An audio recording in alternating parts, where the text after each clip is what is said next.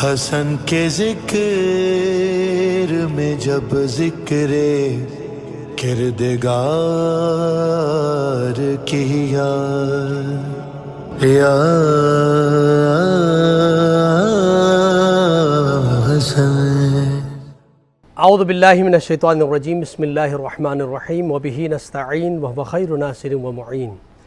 لاکھوں کروڑوں درود و سلام ہو سید الانبیاء رحمت للعالمین خاتم النبیین سرکار دو جہاں محمد مصطفیٰ صلی اللہ علیہ وآلہ وسلم پر، ان کے آل پاک پر، اصحاب منتجبین پر۔ ناظرین کرام، پروگرام نظرانہ عقیدت میں آپ کا میزبان ڈاکٹر سید مظفر حسین رضوی آپ کی خدمت میں حاضر ہے۔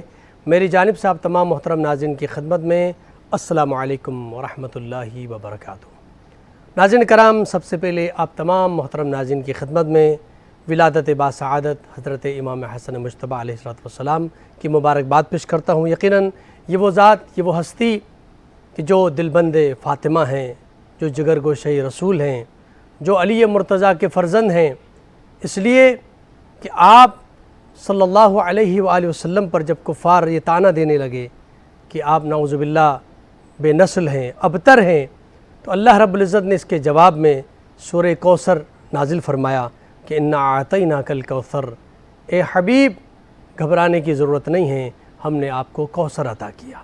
مفسرین قرآن جن میں حضرت فخر الدین رازی رحمۃ اللہ علیہ فرماتے ہیں کہ اس کی تفسیر میں کہ کوثر سے مراد وہ نسل کثیر یعنی رسالت مآب صلی اللہ علیہ وآلہ وسلم کی اولاد پاک ہے۔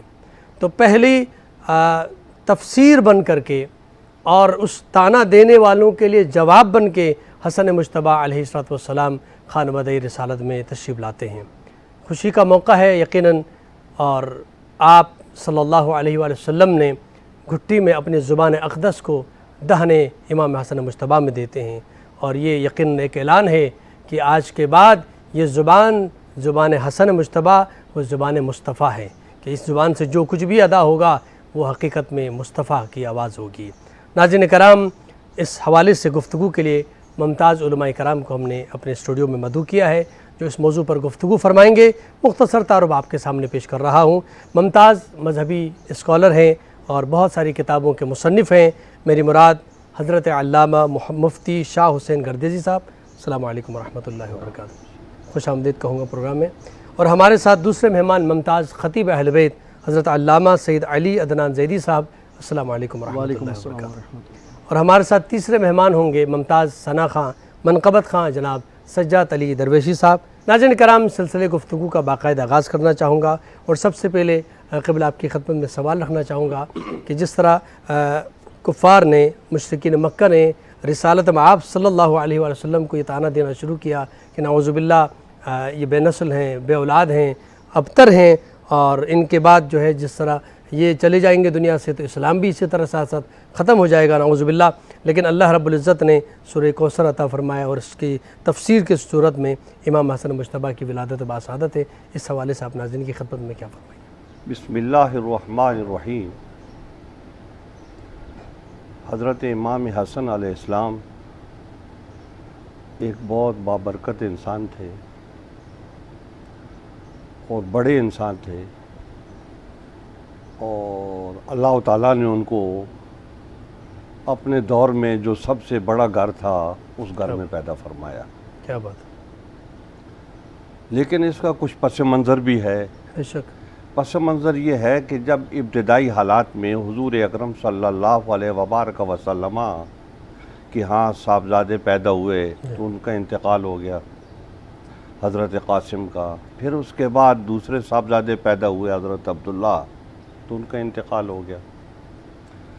تو عرب کا جو نظام تھا وہ قبائلی نظام تھا اور کسی حد تک شخصی نظام تھا، تو اس میں بیٹے کو بہت زیادہ اہمیت ہوتی تھی، اور پہلے بھی تھی اب بھی ہے، لیکن اس دور میں بہت زیادہ اہمیت ہوتی تھی بیٹے کو۔ تو حضور اکرم صلی اللہ علیہ وبارک وسلم جو پیغام لوگوں کو دے رہے تھے تو ظاہر ہے وہ اہل مکہ کے مزاج سے موافق نہیں تھا، اس لیے وہ حضور اکرم صلی اللہ علیہ وبارک وسلم کی مخالفت میں تھے۔ جب آپ کو کوئی تکلیف پہنچتی تو وہ خوشی کا اظہار کرتے، تو تو حضور اکرم صلی اللہ علیہ وبارک وسلم کے صاحبزادے کا جب انتقال ہوا تو اس پر انہوں نے خوشی کا اظہار کیا. ابتر کہتے ہیں دم بریدہ کو. ٹھیک. تو انہوں نے حضور اکرم صلی اللہ علیہ وبارک وسلم کو ابتر کہا. کیوں؟ کہ وہ حیوان جس کی دم نہ ہو اس کو ابتر کہا جاتا تھا، اور وہ انسان جس کی اولاد نہ ہو تو اس کو بھی ابتر کہا جاتا تھا. اس کے پیچھے کوئی نہیں ہے. اور نظام سارا جو تھا وہ بیٹے سے چلتا تھا. ٹھیک. جیسے حضرت زکریا علیہ السلام نے بڑھاپے میں اللہ تعالیٰ سے بیٹا مانگا، تو جو چیزیں انہوں نے اللہ کی بارگاہ میں پیش کی، گزارشات پیش کی، تو وہ یہی تھا کہ میرا نظام کون چلائے گا پیچھے. تو اس طریقے سے انہوں نے، عربوں نے، اہل مکہ نے یہ سمجھا کہ حضور اکرم صلی اللہ علیہ وبارک وسلم کے ایک صاحبزادے تھے، ان کا انتقال ہو گیا ہے. تو جب انتقال ہو گیا تو اس کا مطلب یہ ان کا شخصی معاملہ ہے، جب تک یہ ہے یہ ان کا نظام رہے گا، اور جب یہ چلے جائیں گے تو پھر نظام ان کا ختم ہو جائے گا، کیونکہ آدمی کے نظام کو بیٹا ہی چلاتا ہے. تو اللہ جل جلالہ نے اس وقت سورہ کوثر کو نازل فرمایا.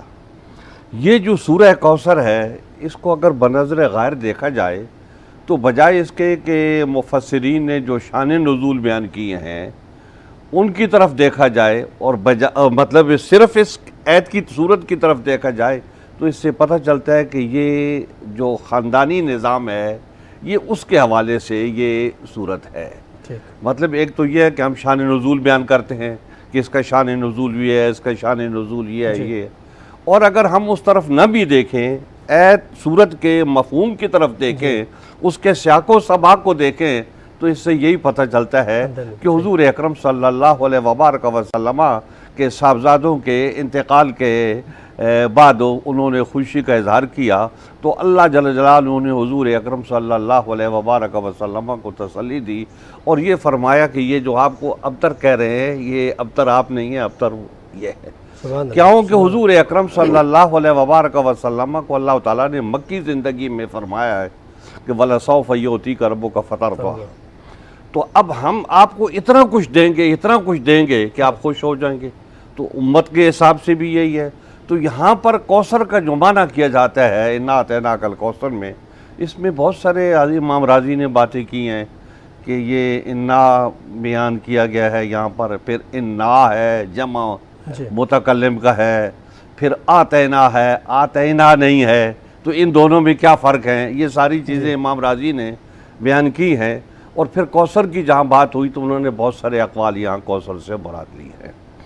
اور اگر اس سے جمی امت مراد لی جائے تو حضور اکرم صلی اللہ علیہ وبارک وسلم کے دوری میں آپ کی امت بڑی وسیع ہو گئی تھی، آپ کا حلقہ اثر بہت وسیع ہو گیا تھا، جزیرۃ العرب پر آپ کا غلبہ ہو گیا تھا، اور عرب کے باہر نکلنے کے لیے آپ نے جنگ تبوک میں اس کی بنیاد رکھ دی تھی کہ اب آپ نے عرب کے آگے جانا ہے، عرب سے باہر نکل کے. تو حضور اکرم صلی اللہ علیہ وبارک وسلم کے دور اقدس میں آپ کو اکثریت جو ہے اللہ تعالیٰ نے عطا فرما دی تھی. میرے کہنے کا مطلب یہ ہے کہ اس میں بہت ساری باتیں ہیں.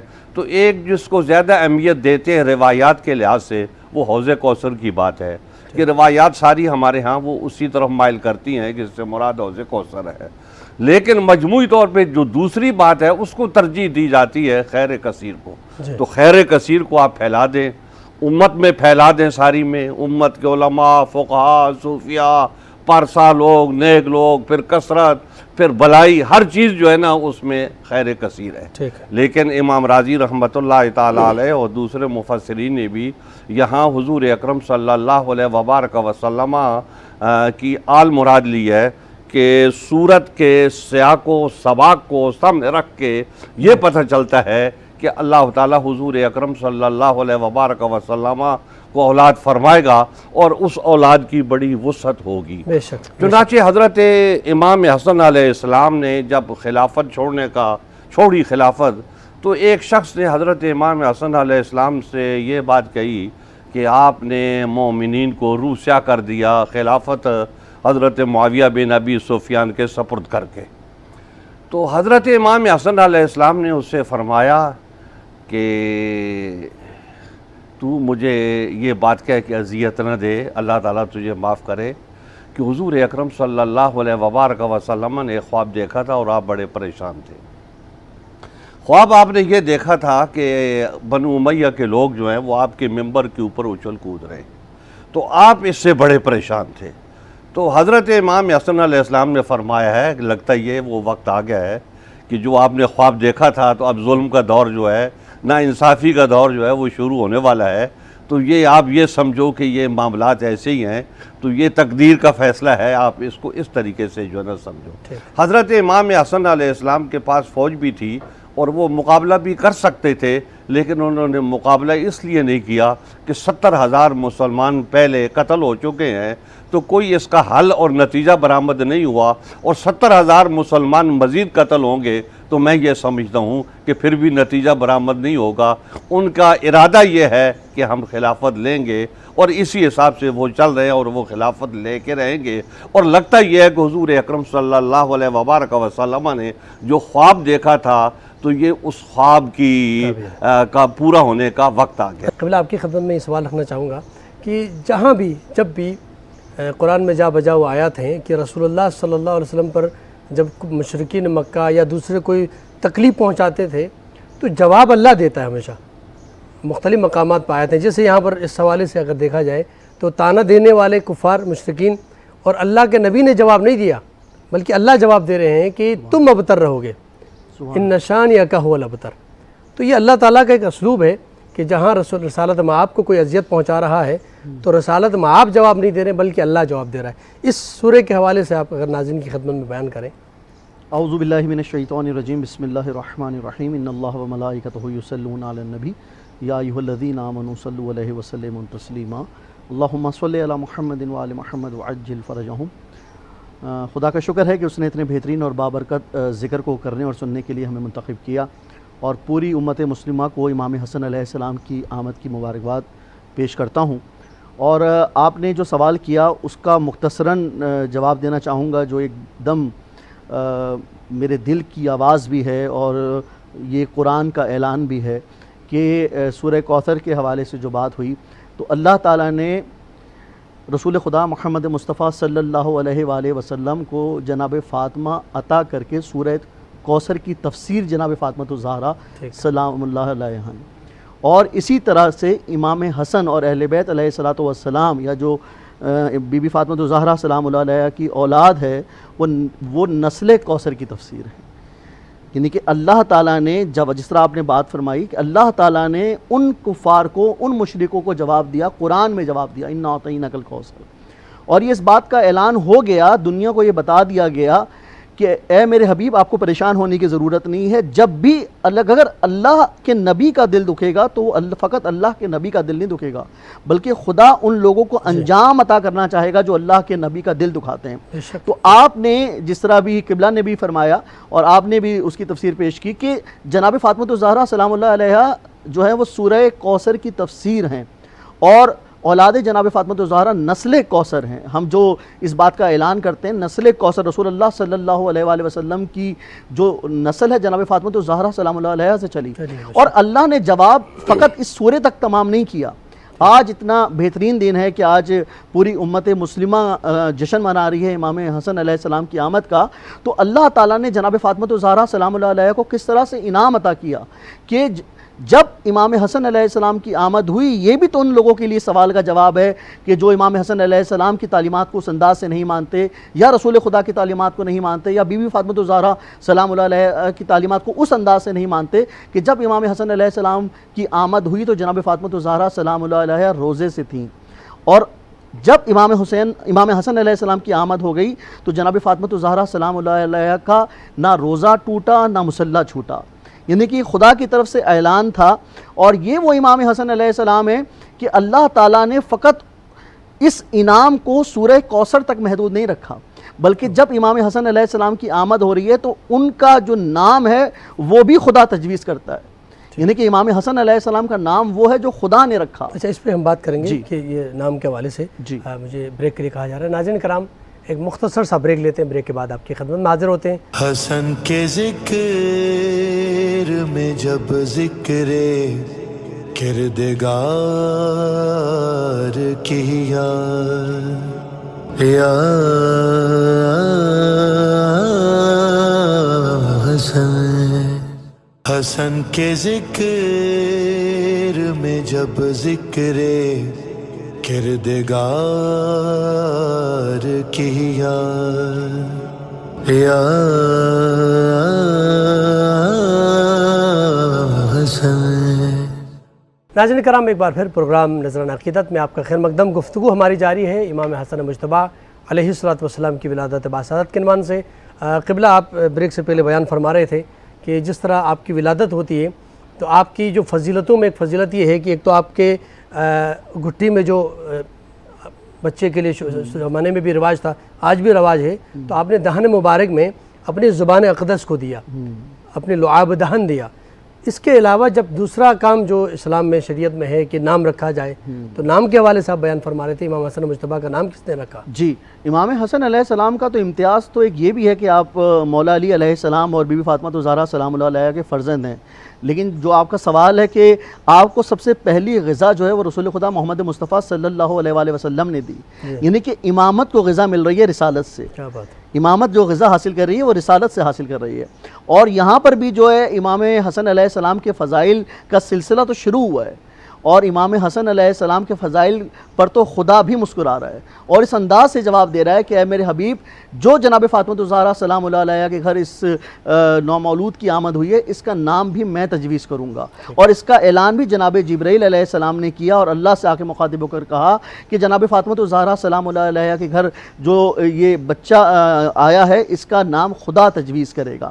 تو یہ تو القابات ہیں، یہ تو انعامات ہیں جو کہ برسات ہے خدا کی طرف سے، اور اہل بیت علیہ الصلوۃ والسلام کے گھرانے کو خدا وہ تمام تر اعلان کر رہا ہے، قرآن میں بھی کر رہا ہے، اور وہ اعلان رسول خدا بھی کر رہے ہیں، اور وہ اعلان اہل بیت علیہ الصلوۃ والسلام بھی کر رہے ہیں۔ ٹھیک، قبلہ آپ کی خدمت میں امام حسن مجتبیٰ علیہ الصلوۃ والسلام کی فضیلتیں، جو مقام سید الانبیاء رسالت مآب صلی اللہ علیہ وسلم کی زبان اقدس سے جو آپ کے فضائل بیان ہوئے ہیں، پریکٹیکلی بہت سارے آپ کے فضائل میں جیسے دوش رسالت پر سوار ہیں، تو یہ سب چیزیں اپنی جگہ میں، لیکن آپ کی زبان اقدس سے، زبان وحی سے امام حسن مجتبیٰ کی شان میں جو احادیث مبارکہ ہیں، اگر ناظرین کی خدمت میں پیش کریں۔ دیکھیے، حضور اکرم صلی اللہ علیہ وبارک وسلم نے امامین حسنین کے بارے میں بہت کچھ فرمایا۔ ایک بات آپ نے یہ فرمائی کہ ان الحسن والحسین سیدا شباب اہل الجنہ، سبحان اللہ، کہ یہ جنتی جوانوں کے سردار ہیں۔ اب میں آپ سے یہ گزارش کروں گا اس موقع پر کہ نبی علیہ السلام نے جب یہ بات ارشاد فرمائی تو وہ تو بچے تھے۔ کیا بات ہے، کیا بات ہے! انہوں نے کوئی بڑی عبادت نہیں کی تھی اس وقت تک اللہ تعالیٰ کی، بے شک، اور وہ ایسے مطلب کوئی بڑے کام نہیں کیے تھے، جہاد میں شریک نہیں ہوئے تھے، قتال نہیں کیا، یہ سارے مواقع ان کو میسر نہیں آئے۔ حضرات صحابہ اکرام کو مواقع میسر آئے، انہوں نے قتال فی سبیل اللہ کیا اور انفاق فی سبیل اللہ کیا، ہجرت فی سبیل اللہ کی، تو انہوں نے بلند درجات پائے کہ اللہ تعالیٰ نے ان کے بارے میں فرمایا رضی اللہ عنہم ورضوا عنہ۔ اور یہ تو ابھی جو ہے نا چھوٹے سے ہیں، تو انہوں نے کچھ بھی نہیں کیا۔ تو ایک اللہ تعالیٰ کا ایک رحمت ہوتی ہے جس کو امتنانی کہتے ہیں، اور ایک رحمت وہ ہوتی ہے کہ جو اللہ تعالیٰ کسی عمل کے بدلے میں کرتا ہے۔ صحابہ اکرام کی جو فضائل ہیں وہ کسبی ہیں، کیا بات، کہ انہوں نے محنت سے، مشقت سے یہ فضائل حاصل کیے، یہ سارے عمل کر کے، اور ایک اللہ تعالیٰ کی طرف سے امتنان ہوتا ہے، احسان ہوتا ہے۔ تو حضرت امام حسن اور حضرت امام حسین علیہ السلام کے بارے میں جب آپ نے یہ بات ارشاد فرمائی سیدہ شباب اہل الجنہ، تو اس کا مطلب یہ ہے یہ معاذ اللہ تعالیٰ کا فضل ہے اور اس کا کرم ہے، اور اس نے ان کو عطا فرمایا ہے۔ یہ بات ایسی ہے کہ جیسے رسالت ہے تو اللہ تعالیٰ ارشاد فرماتا ہے کہ اللہ عالم حیث یجعل رسالتہ، کہ اللہ تعالیٰ جس کو چاہتا ہے رسول بناتا ہے، کیونکہ رسالت جو ہے یہ عطائی چیز ہے، اللہ تعالیٰ کا امتنان ہے، اس کی طرف سے احسان ہے کہ اس نے کسی کو رسول بنایا ہے، اور یہ کسب سے، محنت سے، مشقت سے، زیادہ عمل کرنے سے یہ حاصل نہیں ہوتی۔ تو اسی طریقے سے حضرت امامین حسنین دونوں کا جو مرتبہ ہے تو یہ ان کا عطائی ہے، یہ کسبی نہیں ہے کہ حضور اکرم صلی اللہ علیہ وبارک وسلم ان کے بچپن میں ان کے درجات جو ہے نا وہ متعین کر گئے تھے۔ حضرت امام حسن علیہ السلام کے نبی اکرم علیہ السلام کی اور بھی بہت ساری حدیث ہیں کہ آپ نے فرمایا ابنی ھذا سیدن کہ میرا یہ بیٹا سردار ہے، تو اس میں تو کوئی شک نہیں ہے کہ وہ سردار ہیں، اور سرداروں والی صفات جو ہے وہ ان میں پائی جاتی ہیں۔ اور یہ دیکھو، میں کہتا ہوں کہ یہ جو مال و دولت کسی کے سامنے رکھا ہوا ہے تو وہ مال و دولت سارا اٹھا کے دے دے کسی کو، تو یہ سردار ہی یہ کام کر سکتا ہے، غیر سردار یہ کام نہیں کر سکتا، کیونکہ جس کے اندر جو ہے سیادت کی قوت موجود ہوگی تو وہ یہ اپنا سارا مال اٹھا کے یہ دے دے گا دوسرے کو، لیکن جس کے اندر سیادت کی قوت نہیں ہے تو وہ اپنا مال اٹھا کے اس طریقے سے نہیں دے سکتا، جس طریقے سے امام حسن علیہ السلام نے ایک دفعہ نہیں کئی مرتبہ اپنا سارا گھر کا سامان اٹھا کے جو ہے وہ لوگوں میں تقسیم کر دیا جو ہے۔ تو یہ جو درجات ہیں حضرت امام حسن علیہ السلام کے، تو یہ متعین ہیں، اور یہ حضور اکرم صلی اللہ علیہ وبارک وسلم متعین کر گئے تھے۔ اب رہے گا مسئلہ یہ ہے کہ یہ حضرات وہ ہیں کہ جو خون رسول ہیں۔ کسی نے حضرت امام حسن علیہ السلام سے پوچھا، اس وقت بنو امیہ کا دور تھا، تو وہ اس قسم کے سوالات کرتے رہتے تھے کہ آپ تو ابن علی ہو، لوگ آپ نے ابن رسول کیوں کہتے ہیں؟ تو انہوں نے جواب میں فرمایا، لگتا یہ ہے کہ آپ قرآن حکیم پڑھتے نہیں ہو، تلاوت نہیں کرتے۔ کیا بات، تو اس نے کہا قرآن حکیم تو میں تلاوت کرتا ہوں۔ تو انہوں نے کہا قرآن حکیم میں موجود ہے، فَقُلْ تَعَالَوْا نَدْعُ أَبْنَاءَنَا وَأَبْنَاءَكُمْ وَنِسَاءَنَا وَنِسَاءَكُمْ وَأَنفُسَنَا وَأَنفُسَكُمْ۔ سبحان اللہ۔ تو حضور اکرم صلی اللہ علیہ وبارک وسلم اس دن ابناء میں جن کو لے کے گئے تھے وہ میں تھا اور میرا بھائی حسین تھا، تو گویا ابناء میں اللہ تعالیٰ نے ہمیں رکھا ہے کہ ہم ابناء رسول ہیں، اور یہ اللہ تعالیٰ نے ہمیں اعزاز بخشا ہے۔ حضور اکرم صلی اللہ علیہ وبارک وسلم کی حدیث سے مبارکہ ہے کہ میری اولاد جو ہے وہ صلب علی میں ہے جو ہے۔ تو یہ اعزاز اور یہ مرتبہ حضرات امامین حسنین دونوں کو حاصل ہے۔ حضور اکرم صلی اللہ علیہ وبارک وسلم کی جیسے حدیث آتی ہے کہ آپ نے ان کو کندھے پہ بٹھایا۔ اب ہم لوگ نبی اسلام کی نالین مبارک کی بڑی عزت کرتے ہیں، ہم کہتے ہیں جو سر پہ رکھنے کو مل جائے نال پاک حضور تو پھر کہیں کہ ہاں تاجدار ہم بھی ہیں۔ تو جب نال پاک وہ ایک چمڑے کا مطلب جوتا بنا ہوا ہے تو اس کا رشتہ یہ ہے کہ وہ نبی علیہ السلام کے پاؤں کے ساتھ چپکا ہے، تو یہ نبی اکرم علیہ السلام کا خون جو ہے اس کا کیا مقام اور کیا درجہ ہوگا۔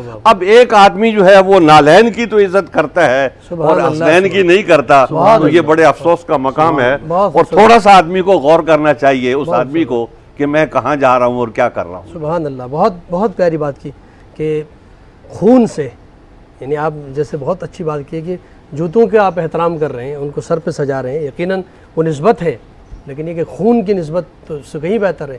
امام حسن مجتبیٰ علیہ السلام کی ایک صفت یہ آپ کریم تھے، یعنی آپ خاص کر سخاوت کے اعتبار سے آپ کا بڑا چرچا ہے، جیسے آپ دسترخوان امام حسن مجتبیٰ، آج بھی ماشاءاللہ ہمارے شہر کے اندر بھی امام حسن مجتبیٰ کے دسترخوان کے نام سے، تو آپ سخاوت کے اعتبار سے بہت معروف تھے آپ کی یہ صفت۔ بالکل جی، یہ گھرانہ تو بے شک سخاوت کے اعتبار سے بہت زیادہ سخی گھرانہ ہے، اور یہ تو وہ گھرانہ ہے کہ عام زندگی میں تو ہم جب کسی سے مانگتے ہیں تو عطا کرتے ہیں، یہ وہ گھرانہ ہے جو بن مانگے عطا کرتا ہے، بے شک، اور اس انداز سے عطا کرتا ہے کہ اگر کوئی سائل ان کے پاس یہ سوچتا تھا کہ میں یہ اپنی التجا لے کر امام حسن علیہ السلام کے پاس یا اہل بیت علیہ السلام کے پاس جاؤں گا، تو وہ بھی اپنی مشکل بیان نہیں کرتا تھا، اور امام حسن علیہ السلام اور اہل بیت علیہ السلام ان کی مشکل کو پہچان جاتے تھے۔ اور یہ امام حسن علیہ السلام کو یہ سخاوت کس نے سکھائی؟ یہ وہی تو امام حسن علیہ السلام ہے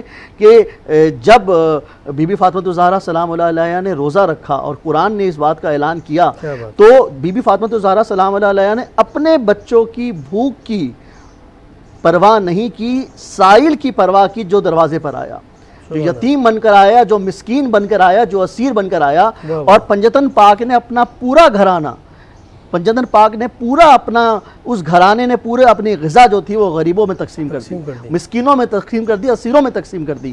اور دیکھیے یہ سخاوت بی بی فاطمہ الزہرا سلام اللہ علیہا منتقل کر رہی ہیں، کیونکہ رسول خدا نے محمد مصطفیٰ صلی اللہ علیہ وآلہ وسلم نے یہ سخاوت بی بی فاطمہ الزہرا سلام اللہ علیہا میں منتقل کی، مولا علی علیہ السلام نے یہ سخاوت جو ہے وہ اپنے بچوں میں منتقل کی، بی بی فاطمہ نے اپنے بچوں میں منتقل کی۔ اور یہ سخاوت امام حسن علیہ السلام میں کیوں نہ آتی کہ جب مولا علی علیہ السلام گھر سے باہر نکلتے تو مولا علی علیہ السلام اگر فاقے سے بھی ہوتے اور اگر آپ کے پاس چند درہم و دینار ہوتے، تو اگر آپ کو راستے میں کوئی فقیر مل جاتا تو مولا علی علیہ السلام وہ پورا مال فقراء میں تقسیم کر دیتے.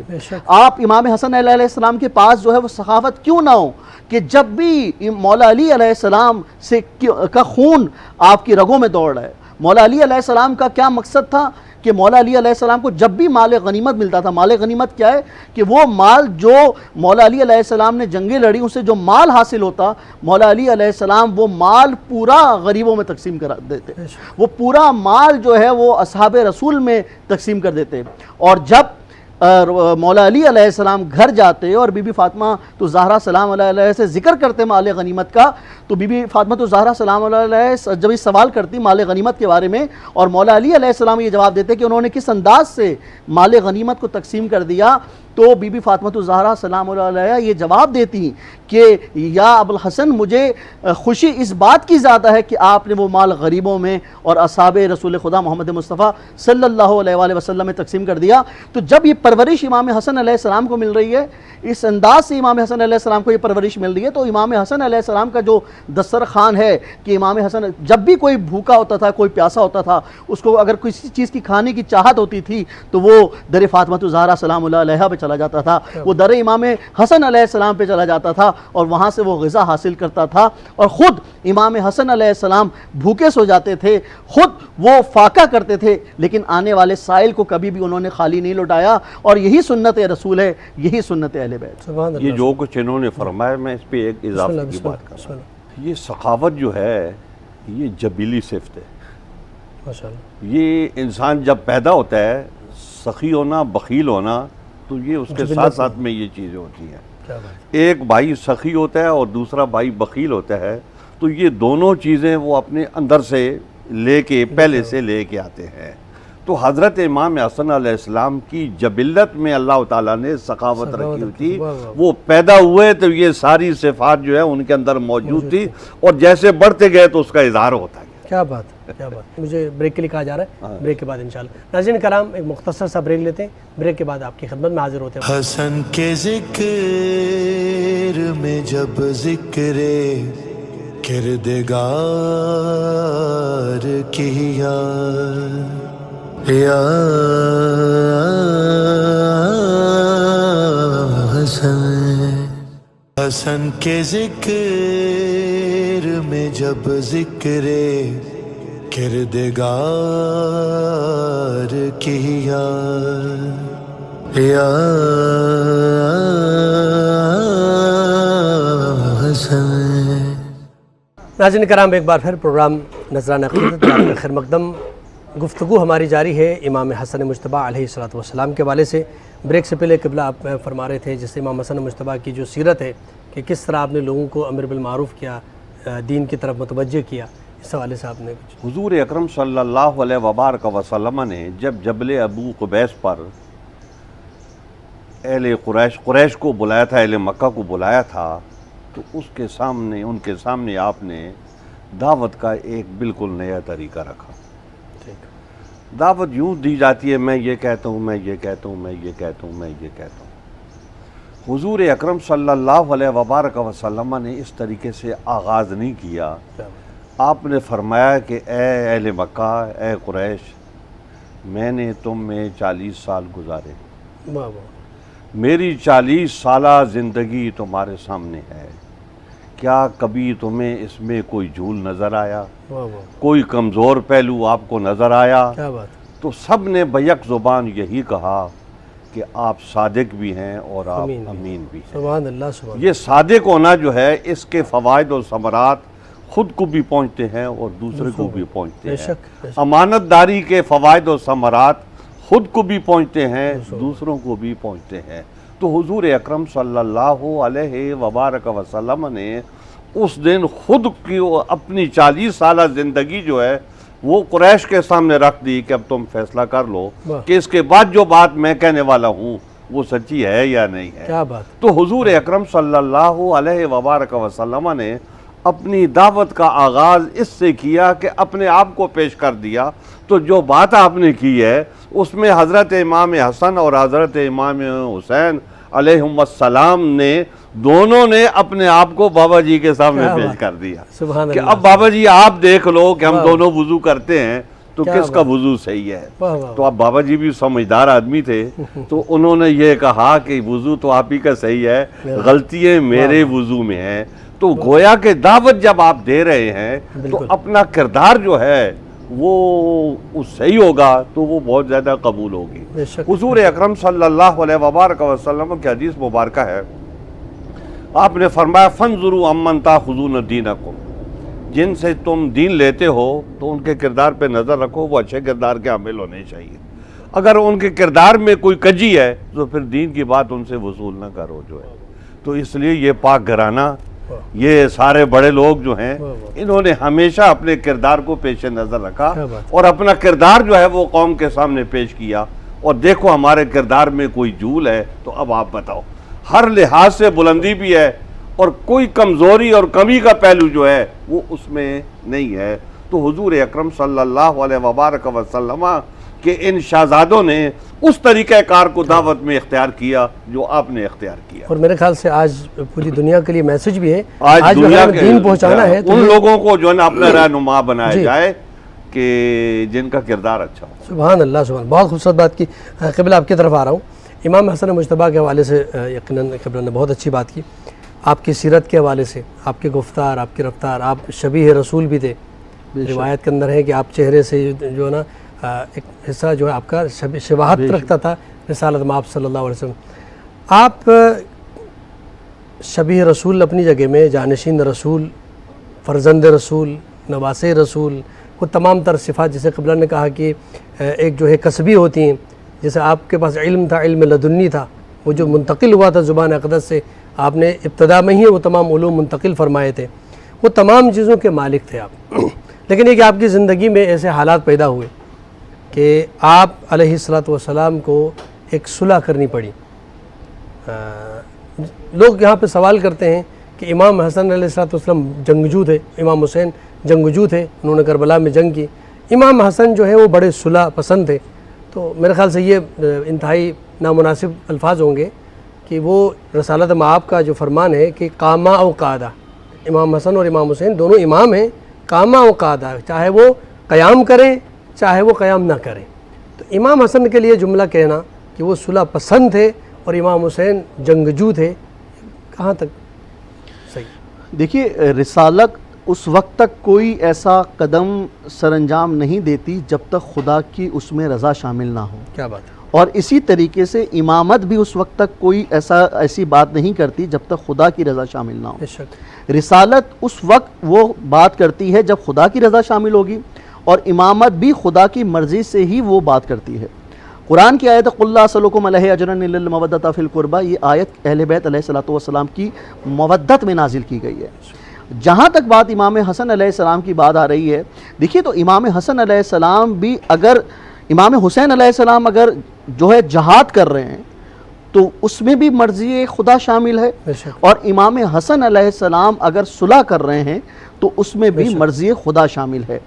اور جس طرح سے آپ نے یہ کہا کہ آپ کا نفس بدن جو تھا وہ شبیہ رسول تھا، یعنی کہ آپ اگر صلح کے لیے ہاتھ بڑھا رہے ہیں تو وہ امامت فقط ہاتھ نہیں بڑھا رہی، وہ ہاتھ رسالت بڑھا رہی ہے۔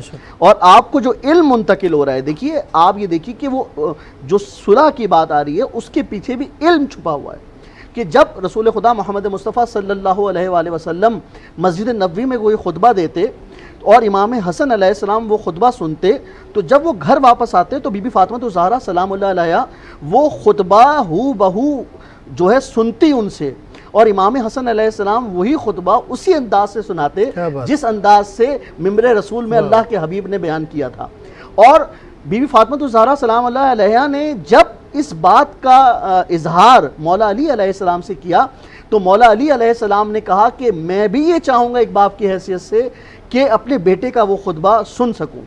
تو جب امام حسن علیہ السلام جیسے ہی گھر میں آئے، یہ آپ کے سوال کا جواب اس میں چھپا ہوا ہے کہ جیسے ہی امام حسن علیہ السلام گھر میں تشریف لے کر آئے تو مولا علی علیہ السلام ایک دیوار کے عقب میں چلے گئے، دیوار کے پیچھے چلے گئے کہ وہ اپنے بیٹے کو دیکھیں گے کہ وہ کس طریقے سے خطبہ رسول بیان فرما رہے ہیں۔ تو جیسے ہی بی بی فاطمہ الزہرا سلام اللہ علیہا نے فرمایا کہ مجھے بتائیں، امام حسن سے فرمایا کہ آج آپ کے نانا نے کیا خطبہ دیا، اور امام حسن علیہ السلام نے جیسے ہی وہ خطبہ بیان کرنا شروع کیا تو آپ دیکھیں کہ یہ منصب امامت ہے، کیونکہ ہم جس بات کے قائل ہیں کہ امام جو ہے وہ دنیا میں آنے کے بعد امام نہیں ہوتا، بلکہ اللہ تعالیٰ جس کو دنیا میں بھیجتا ہے بحیثیت امام بھیجتا ہے۔ تو جب امام حسن علیہ السلام وہ خطبہ بیان کرنے لگے تو فوراً اپنی والدہ محترمہ سے فرمایا کہ اے میری ماں، مجھے ایسا لگ رہا ہے کہ مجھے دیوار کے پیچھے سے میرا بابا دیکھ رہا ہے۔ اللہ اکبر، اللہ اکبر۔ یعنی کہ امام حسن علیہ السلام کا یہ کردار تھا کہ وہ دیوار کے پیچھے کا حال جانتے تھے، اور ان کو پتہ تھا کہ دیوار کے پیچھے جو ہے ان کے بابا علی مرتضیٰ ان کو دیکھ رہے ہیں۔ تو جو امام حسن علیہ السلام دیوار کے پیچھے کا حال جانتے ہیں، وہ لوگوں کے دلوں کا حال بھی جانتے ہیں، کیا بات، اور لوگوں کے دلوں کا حال وہ اس انداز سے جان رہے ہیں کہ اگر امام حسن علیہ السلام نے جو صلح کی، وہ جس طرح قبلہ نے بھی، مفتی صاحب نے بھی اس کی طرف روشنی ڈالی تھی کہ امام حسن علیہ السلام جو صلح کر رہے ہیں وہ دین کی حفاظت کے لیے کر رہے ہیں۔ امام حسن علیہ السلام جو صلح کر رہے ہیں وہ دین کی بقا کے لیے کر رہے ہیں، کیونکہ جس طرح سے آپ کے ساتھیوں کو شہید کیا جا رہا تھا، تو یہ تو وہ گھرانہ ہے کہ جو محبت بانٹتا ہے، یہ وہ گھرانہ ہے جو اخوت بانٹتا ہے، یہ وہ گھرانہ ہے جو لوگوں میں محبتیں تقسیم کرتا ہے۔ تو امام حسن علیہ السلام کی جو صلح ہے، ہم اگر اس بات کے پر نظر ثانی کریں کہ امام حسن علیہ السلام کی جو صلح ہے، وہ اس میں امت اس صلح کو یہ نہ سمجھے کہ وہ صلح جو ہے وہ حاکم شام یا کسی بھی انداز سے مصلحت تھی۔ وہ مصلحت حاکم شام یا امام حسن علیہ السلام کی نہیں تھی، وہ مصلحت خدا تھی، جس کو امام حسن علیہ السلام نے سمجھا، اور صلح کر کے انہوں نے امت کو بتا دیا کہ اگر جو دین کو بچانا جانتے ہیں اسے یا تو امام حسن علیہ السلام کہتے ہیں یا امام حسین علیہ السلام۔ سبحان اللہ، سبحان اللہ۔ قبلہ آپ اس حوالے سے جی میں یہ بات عرض کروں گا کہ اللہ تعالیٰ رحمان بھی ہے، رحیم بھی ہے۔ بے شک، رحمان رحمت کے وقت وہ رحمت فرماتا ہے، لیکن جب قہاری کا وقت آتا ہے تو وہ هو القاہر فوق عبادی جو ہے کیا بات، وہ پورے قبیلوں کو تہس نہس کر کے رکھ دیتا ہے بے جو ہے۔ شک، تو قہاری بھی اسی کی صفت ہے، جباری بھی اسی کی صفت ہے، رحمانیت بھی اور رحمان اور رحیم بھی وہ ہے۔ بے شک، حضرت امام حسن علیہ السلام کی طبیعت میں جو ملائمت تھی، جس طریقے سے کہا جاتا ہے، تو وہ رحمان اور رحیم کا پرتاؤ تھے جو ہے نا۔ کیا بات، ان سے جس بات کا اظہار ہوا تو وہ اس کا پرتاؤ تھے۔ حضرت امام حسین علیہ السلام کے جو مطلب جذبات تھے، اور ان جذبات کو دیکھا جائے تو وہ اللہ تعالیٰ کی جو دوسری صفات ہیں وہ ان کا پرتاؤ تھے۔ کیا بات، اور پھر آگے آپ آ جائیں ذرا کہ حضور اکرم صلی اللہ علیہ وبارک وسلم بدر میں صحابہ اکرام سے کہتے ہیں قتل کرو ان کو جو ہے نا، احد میں آپ کہتے ہیں قتل کرو ان کو، یہ لڑنے کے لیے آئے ہیں، اور غزوہ خندق میں آپ کہتے ہیں قتل کرو ان کو جو ہے نا، یہ لڑنے کے لیے آئے ہیں، اور خیبر میں بھی آپ کہتے ہیں کہ لڑو ان کو، مارو جو ہے نا۔ یہ کیا ہے؟ یہ وہ صفت ہے کہ جو جباری و قہاری کی ہے۔ ٹھیک، جب اس کی ضرورت پڑتی ہے تو اس کا ظہور ہوتا ہے، ٹھیک، جب رحمان اور رحیم کی ضرورت پڑتی ہے تو حضور اکرم صلی اللہ علیہ وبارک وسلم سب کو معاف کرتے معاف ہیں، کرتے ہوئے نظر اور آتے کہتے ہیں جیسے یوسف علیہ السلام نے اپنے بھائیوں کو معاف کیا تھا، کیا بات، جنہوں نے وہ کنویں میں انہیں ڈالا تھا اور فروخت کیا تھا، غلام بنوایا تھا، تو آج تمہیں بھی میں معاف کرتا کیا ہوں۔ بات، تم نے میرے ساتھ وہ اچھا سلوک تو نہیں کیا ہے، لیکن میں تمہیں معاف کرتا ہوں۔ سبحان تو اللہ، یہ امام حسن اور امام حسین سے جن باتوں کا ظہور ہو رہا ہے، واہ، تو واہ، آپ یہ سمجھیں نبی علیہ السلام کا وہی سے بات پرتاؤ۔ ہے۔ سبحان اللہ، بہت خوبصورت بات کی۔ ہم انشاءاللہ اگلی نشست میں بھی اس حوالے سے گفتگو مزید کریں گے۔ ناظرین کرام، یہاں پر پروگرام کا وقت ختم ہوا چاہتا ہے۔ میں قبلہ جناب مفتی شاہ حسین گردیزی صاحب آپ کا شکریہ ادا کروں گا، اور اگلے پروگرام میں انشاءاللہ دوبارہ آپ کو زحمت ہے کہ اگلی نشست میں گفتگو کریں گے۔ حضرت علامہ سید علی عدنان زیدی صاحب، آپ کا نہایت ممنون مشکور ہوں کہ آپ نے وقت نکالا، اور محترم جناب نیر حسین نگری صاحب ہمارے سے تشریف فرمائے، آپ کا بھی شکریہ ادا کرتے ہوئے میں آخر میں گزارش کروں گا کہ اس پروگرام کے اختتام پر بارگاہ امام حسن مجتبیٰ میں نذرانہ عقیدت پیش کریں۔ زندگی مانے نہ مانے یہ حقیقت ہے حسن، ارے زندگی مانے نہ مانے یہ حقیقت ہے حسن، ارے مجھے کو سانسوں کی نہیں تیری ضرورت ہے حسن، زندگی مانے نہ مانے یہ حقیقت ہے حسن، موت بھی آنکھوں کو میری بند کر سکتی نہیں، موت بھی آنکھوں کو میری بند کر سکتی نہیں، تیری صورت دیکھنے کی اتنی حسرت ہے حسن، زندگی مانے نہ مانے یہ حقیقت ہے حسن، آپ جب چاہے جہاں چاہے جہاں کو موڑ دیں، آپ جب چاہے جہاں چاہے جہاں کو موڑ دیں، کہ مٹھیوں میں آپ کی زلف نبوت ہے حسن، زندگی مانے نہ مانے یہ حقیقت ہے حسن، میرے ہاتھوں میں کبھی کشکول آ سکتا نہیں، میرے ہاتھوں میں کبھی کشکول آ سکتا نہیں، مجھے کو اپنی ہاتھ سے لکھنے کی عادت ہے حسن، زندگی مانے نہ مانے یہ حقیقت ہے حسن، خالق کون و مکان کا زور بازو ہے علی،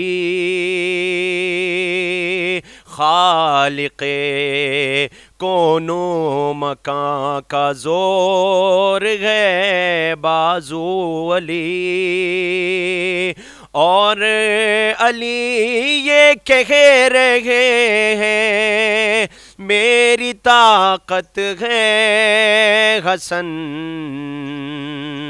زندگی مانے نہ مانے یہ حقیقت ہے حسن، ارے مجھے کو سانسوں کی نہیں تیری ضرورت ہے حسن، زندگی مانے نہ مانے یہ حقیقت ہے حسن۔